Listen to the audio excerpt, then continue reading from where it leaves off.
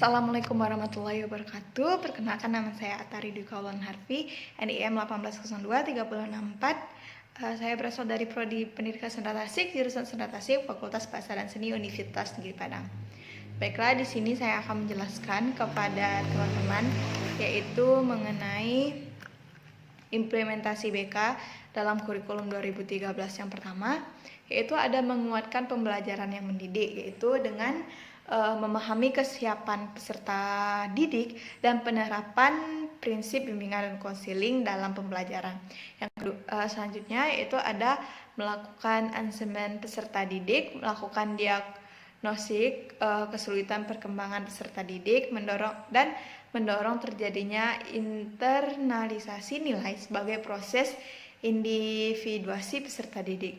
Yang kedua yaitu ada memfasilitasi advokasi dan aksesibilitas, yaitu memahami potensi dan mengembangkan kesiapan peserta didik, merancang ragam program pembelajaran dan pelayanan khusus terhadap peserta didik, dan pembimbing perkembangan pribadi, belajar dan juga karir. Yang ketiga ada penyelenggaraan fungsi outreach, yaitu kolaborasi antara guru dengan orang tua, dan juga kolaborasi dunia kerja dan lembaga pendidikan, dan intervensi terhadap institusi terkait lainnya dengan tujuan membantu perkembangan peserta didik. Yang keempat ada layanan peminatan di satuan pendidikan.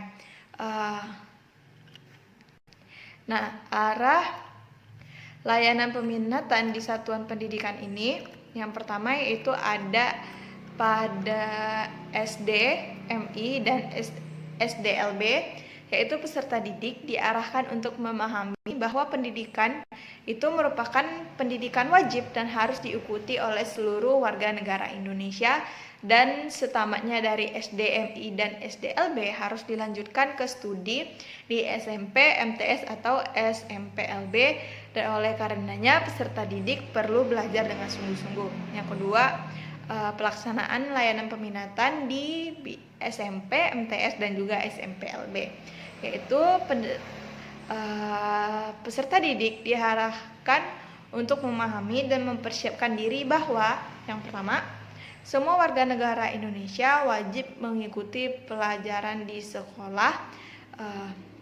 Yang kedua, perlu memahami berbagai jenis pekerjaan dan karir, dan mulai mengarahkan diri untuk pekerjaan atau karir tertentu.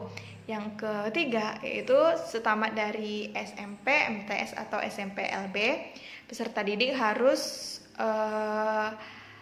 melanjutkan ke SMA, MA, atau SMALB, atau SMK atau MK untuk melanjutkan kalau sudah tamat nanti, dan bekerja atau melanjutkan pelajaran ke perguruan tinggi.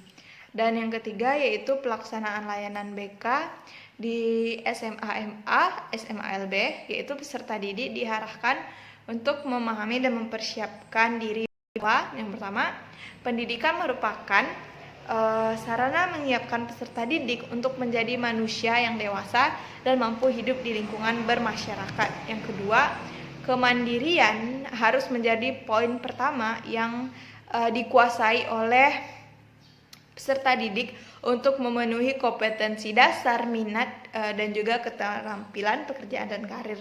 Yang ketiga ada kurikulum memberikan kesempatan bagi peserta didik untuk memilih dan memahami mata pelajaran tertentu sesuai dengan kecenderungan, bakat, dan minat peserta didik, khususnya peminatan di akademik.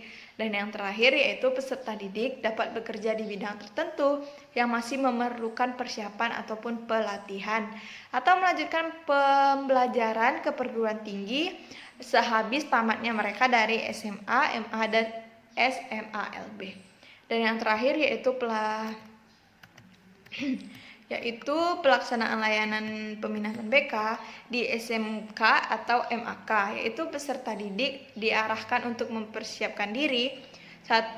SMK MK merupakan pendidikan untuk menyiapkan peserta didik menjadi manusia dewasa yang mampu hidup mandiri pada masyarakat. Yang kedua, kemandirian tersebut didasarkan pada kematangan pemenuhan potensi dasar bakat, minat, dan juga keterampilan pekerja karir.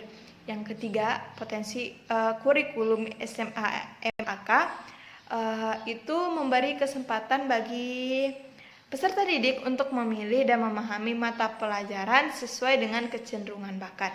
Dan yang terakhir, peserta didik dapat bekerja di bidang tertentu atau melanjutkan ke jenjang perguruan tinggi ketika sudah lulus dari SMK dan MAK. Sekian, terima kasih.